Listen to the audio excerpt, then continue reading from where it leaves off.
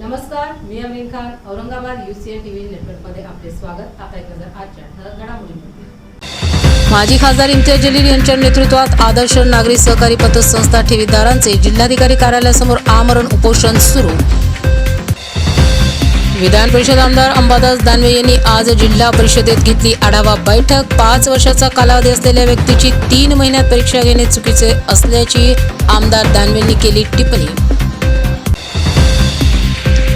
जिल्हा परिषद मिनी मंत्रालयात लावण्यात आले मुख्यमंत्र्यांचे वाढदिवस शुभेच्छा बॅनर. नेमके काय म्हणाले जिल्हा परिषद अध्यक्ष याबाबत? पक्षाची पुढील दिशा ठरविण्यासाठी 5 ऑगस्ट रोजी अभिजित तिपकेंच्या निवासस्थानी बैठकीचे आयोजन. मी माझे एज्युकेशनल लोन व स्कॉलरशिपची कागदपत्रे सार्वजनिक करायला तयार आहे जर पंतप्रधानांनी त्यांची डिग्री सार्वजनिक केली तर. CJP अध्यक्षांचे पंतप्रधानांना खुले. महाराष्ट्र औद्योगिक विकास महामंडळाच्या 64व्या वर्धापनदिनी सेवानिवृत्त कर्मचाऱ्यांचा सत्कारासह विविध क्षेत्रात उल्लेखनीय यश संपादन करणाऱ्या गुणवंतांचाही करण्यात आला गौरव. राष्ट्रीय आरोग्य अभियानाअंतर्गत कार्यरत गटप्रवर्तकांना शासन सेवेत सामावून घेण्याची गटप्रवर्तकांची मागणी.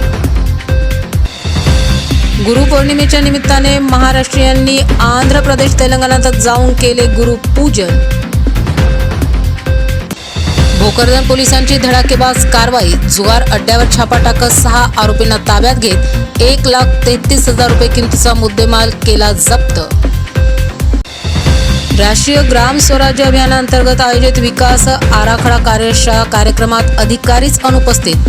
5 ऑगस्टनंतर कठोर कारवाईचा आमदार प्रशांत बंब यांनी दिला इशारा.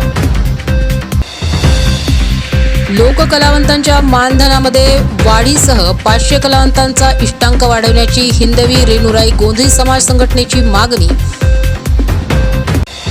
छत्रपती शिवाजी महाराज महसूल अभियानाअंतर्गत आयोजित कार्यक्रमात आमदार प्रशांत बंब यांनी रांजणगाव शेण पुंजीतील अवैध धंद्यांचा उपस्थित केला मुद्दा.